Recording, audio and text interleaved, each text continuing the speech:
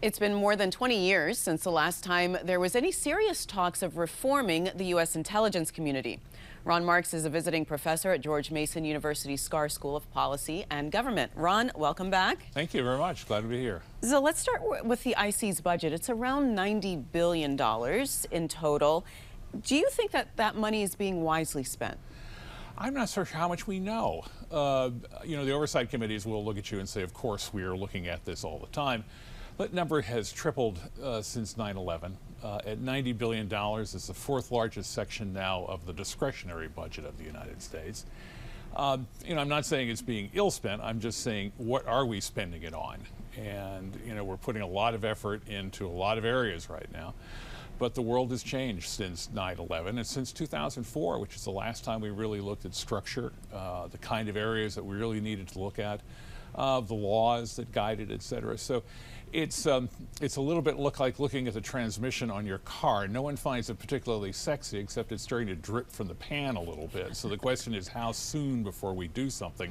And my advice is, well, it's been 20 years. Let's see if we can do something now. Well, most people remember President Eisenhower warning about the military-industrial complex. You're warning of the intelligence-industrial complex. Explain that. It has, again, because of the simple overall growth. There's always been the presence of, obviously, of industry and of people coming in and out of government into industry, et cetera. But certainly within the last 20 years, and certainly within the last 10 years, the overlap between those people who've gone in and gone out and are part of these associations and groups who have been former seniors and now they're outside and they're giving advice to the guys inside. This is the revolving door. It's a revolving door. So what's wrong with that, though? Part of it says, well, it's not illegal. The other part of it says, these guys think the same way. And do you want to have the same people thinking the same thoughts over and over and over again? And also, frankly, they get cozy. They get cozy with themselves. They get cozy with their ideas. They get cozy with the Hill.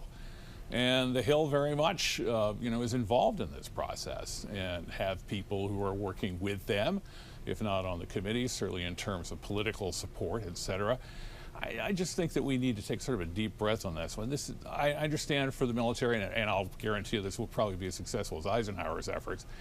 But we need to think about this. This is intelligence now. This is not the military. And this is a whole other different game I think we need to approach and how we approach it. So my advice is for the Congress itself. I don't know what the committees can do, but the Congress itself, you can take a careful look. Is this what we wish to do? On January 23rd, a former top FBI official was arrested for allegedly investigating a Russian oligarch's rivals in return for money, being paid very well for it. How damaging is something like that? I was reminded by someone who I greatly respect in the field of counterintelligence, a great old spy hunter, who said that they're never surprised, they're only disappointed. This is a good example of someone whom, if I wanted to recruit someone, this guy was it. The idea of having someone in the FBI, in counterintelligence, in New York, who was involved in some of the most sensitive cases that we've had over the last 10, 15 years at least. These guys have, you find one there. He obviously, and even now, of course, everybody comes out of the woodwork. Well, he had a bad temper and he was an egomaniac. Well, on that basis, half of Washington would be fired. But the fact of the matter was he was vulnerable. He clearly had a little bit of an ego problem. He had a money problem and all the kinds of things in the old days that I would look at and just smile and say, here he is. And the problem now is to go back and sort out what he was dealing with, who he was dealing with, what kind of information he'd have access to, what kind of information could he distort. So there's a whole series of things that are now going to happen to clean this up, and this is at a very high level. This guy was really at the top end of our counterintelligence investigations in the U.S., and the Russians had him.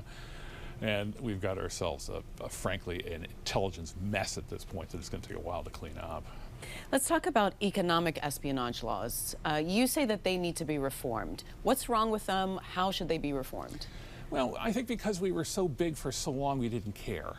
We came out of World War II with half the world's GDP. We're still at about 25%. Well, there are other people who want to catch up now, and China in particular has been very aggressive from a state standpoint. And they've made no bones about it. The companies that are based in China provide information to the Chinese government at their request, quote unquote.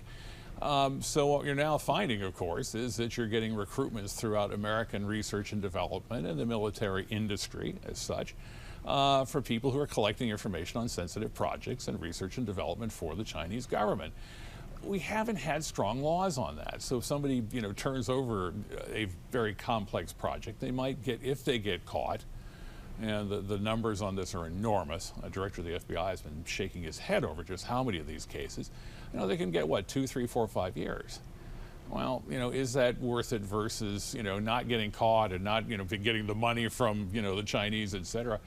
We haven't dearly looked at those carefully for a long time, and those things I think really need to be strengthened at this point. All right, Ron, always nice to talk to you. Thanks so much. Delighted. Thank you.